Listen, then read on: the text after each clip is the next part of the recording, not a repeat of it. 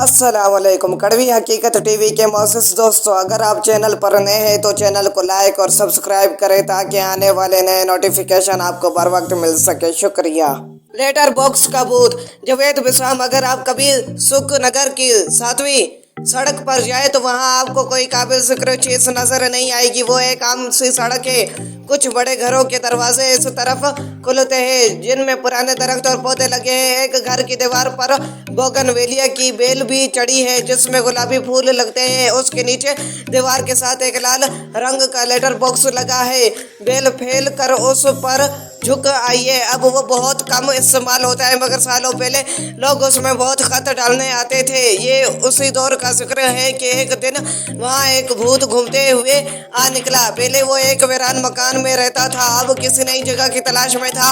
उसे ये जगह पसंद आई और वो यहाँ रहने लगा। सारा दिन वो कांटेदार झाड़ियों में रहता लेकिन रात को सड़क पर चहलकदमी करता रहता। वो दिन का ज्यादा तर वक्त सोकर गुजारता था मगर जब जाग रहा होता तो सड़क से गुजरने वालों को देखता रहता। लोग वहां आते और खत डालकर चले जाते। कभी फेरी वाले आवाजें लगाते हुए गुजरते और कभी गाड़ियां आती जाती रहती। कुछ दिन ही गुजरे थे कि भूत बोर होने लगा। वो सुबह से शाम तक अपनी बोरियत का हाल तलाश करता रहा। पहले उसने सोचा सड़क से गुजरने वाले लोगों को तंग किया जाए लेकिन ये उसे अच्छा ना लगा। वो एक हमदर्द भूत था, किसी को तकलीफ देकर उसे कोई खुशी नहीं मिलती थी। फिर उसे ख्याल आया चलो हल्की फुल्की शरारत तो की जा सकती है। वो अगले दिन लेटर बॉक्स में घुस कर बैठ गया। वो जो ही खत डालता वो उसके हाथ को छूता। लोग हैरान होकर पीछे हट जाते। फिर वो डरते डरते अंदर झांकते। कभी वो खत को वापस बाहर फेंक देता। लोग घबरा कर उसे उठा लेते और लेटर बॉक्स में डाल देते थे। वो समझते कि हवा से गिर गया है। कुछ दिन तो ये सब चलता रहता। फिर भूत का दिल उससे भी उकता गया और वो कोई नया काम करने का सोचने लगा। अचानक उसे ख्याल आया क्यों ना खत पढ़े जाए। अब जो ही कोई खत लेटर बॉक्स में डाला जाता वो उसे निकाल कर पढ़ना शुरू कर देता। खत पढ़कर उसे बहुत लुत्फ आता। हालांकि उसमें इंसानों की आम सी बातें होती थी। किसी में खैरियत से पूछने की इतना होती तो किसी में शादी ब्याह का जिक्र होता। एक दिन भूत ने एक खत पढ़ा जो किसी औरत ने अपने भाई को लिखा था। प्यारे हामिद भाई, उम्मीद है आप खैरियत से होंगे। यहाँ भी सब खैरियत से है। मुझे बस उन रुपयों की जरूरत पड़ गई है जो आपने 1 महीने के वादे पर 6 महीने पहले उधार लिए थे। मुझे वो 40,000 रुपए फौरन भेज दे ताकि मैं अपना रुका हुआ काम मुकम्मल कर सकूं। आपकी बहन जरीना। खत पढ़कर भूत के चेहरे पर मुस्कुराहट आ गई। वो बड़बड़ाया उधार देकर वापसी की उम्मीद रखना बेवकूफ़ी है। फिर वो दूसरे खत पढ़ने लगा। दिन इसी तरह गुजर रहे थे। कुछ दिनों बाद भूत को फिर जरीना का खत नजर आया। उसने खोलकर पढ़ा। लिखा था भाई आपने खत का जवाब नहीं दिया, ना पैसे भेजे, मुझे बहुत जरूरी चाहिए, फौरन भेजे। भूत ने कहे लगाया और बोला लो अब भाई साहब खत का जवाब भी नहीं दे रहे। किसी ने सच कहा है कि उधार ताल्लुक को काट देता है। अब वो इंतजार में रहता कि जरीना का खत आए। आखिर 15 दिन बाद खत आ ही गया। लिखा था भाई आप क्यों मुझे परेशान कर रहे हैं, पैसे क्यों नहीं देते, मेरे शौहर मुझे पर नाराज हो रहे हैं। भूत तनसन मुस्कुराया और बोला लो जी ये पैसे डूब गए और रिश्ते में भी दरार आ गई। फिर उसे ख्याल आया जरा देखो तो के भाई क्यों रकम नहीं भेज रहे। उसने लिफाफे पर लिखे पते पर नजर दौड़ाई। वो करीबी शहर का था। अगले दिन भूत ने उड़ान भरी और वहां जा पहुंचा। जल्दी ही उसने हामिद का घर तलाश कर लिया। वो इंसानों की नजरों से गायब थे इसलिए आसानी से घर में दाखिल हो गया। वहां उसे एक अधेड़ उम्र औरत अपना काम करती नजर आई। मर्द काम पर गया हुआ था और बच्चे स्कूल। भूत बाहर आया और गली का जायजा लेने लगा। घर के सामने बादाम का एक घना दरख्त लगा था। उसे बादाम बहुत पसंद थे। वो दरख्त पर चढ़ा और बादाम तोड़कर खाने लगा।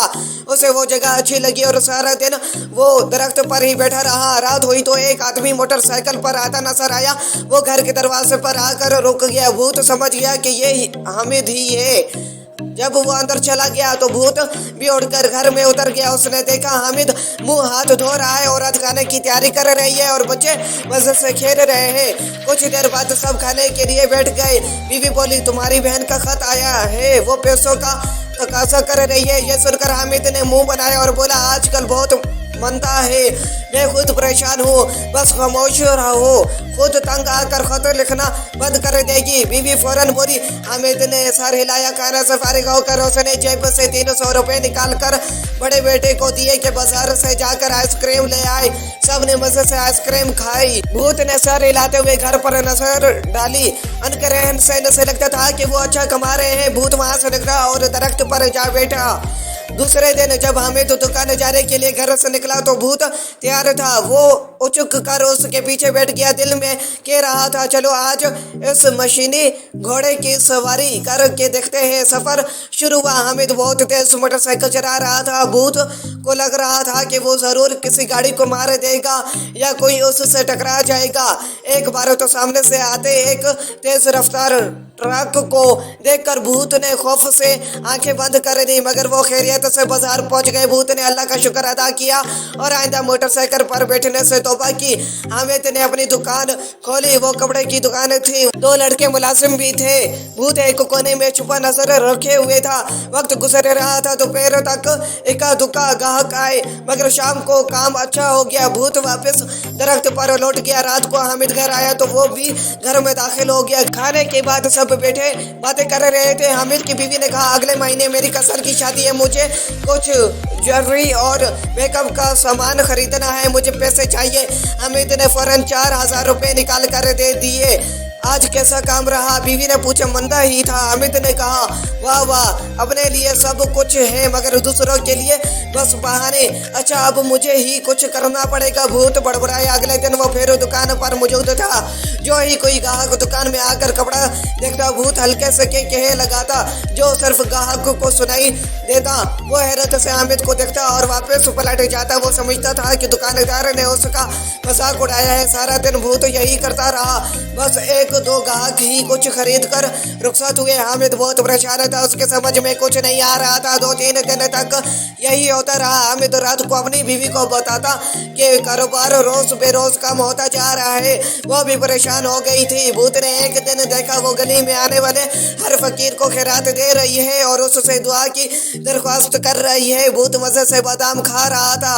वो सर हिलाकर बोला, अच्छा तो अब अमली काम का वक्त आ गया है। जब हामिद काम पर चला गया तो भूत ने एक बूढ़े फकीर का रूप धारा और लाठी टेकता अल्लाह के नाम पर मदद करो की सदा लगाता गली में चला आया। हामिद के घर का दरवाजा फौरन खुला और उसकी बीवी ने फकीर को 10 रुपए दिए। फकीर ने उसे खूब दुआएं दी। वो बोली, बाबा खाना खाओगे? हाँ खिला दो। फकीर बोला।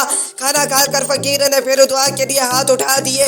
हामिद की बीवी लजाजत से बोली, बाबा दुआ करो हमारा काम अच्छा हो जाए, आजकल बहुत मंदा है। फकीर ने बहुत दुआएं दी। फिर बोला, बेटी दुआ के साथ साथ दवा भी करनी पड़ती है। अक्सर रुकावट तब होती है जब हम किसी का कुछ रोक लेते हैं। जरा सोचो कहीं आपने किसी का हक तो नहीं दबा लिया। ये कहकर फकीर ने अपनी लाठी संभाली और चल दिया। हामिद की बीवी सोच में गुम उसे जाता देखती रही। रात हुई तो हामिद घर आया। खाना खाकर वो बातें करने लगे। भूत दरख्त पर ही लेटा हुआ था।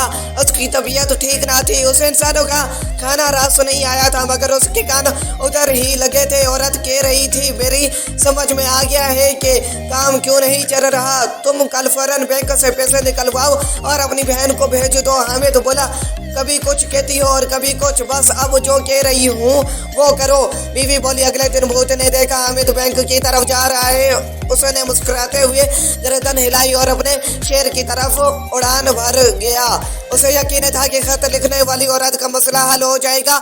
अपने ठिकाने पर पहुंच कर वो फिर उसी तरह खत पढ़ने लगा। आखिर एक दिन उसे सरीना का खत नजर आ गया। उसने लिखा था, भाई हमेशा खुश रहे, आपने मेरा काम कर दिया, मुझे पैसे मिल गए हैं, बहुत शुक्रिया। भूत ने मुंह बनाया और बड़बड़ाया, लो काम किसी ने किया है और शुक्रिया किसी का अदा किया जा रहा है।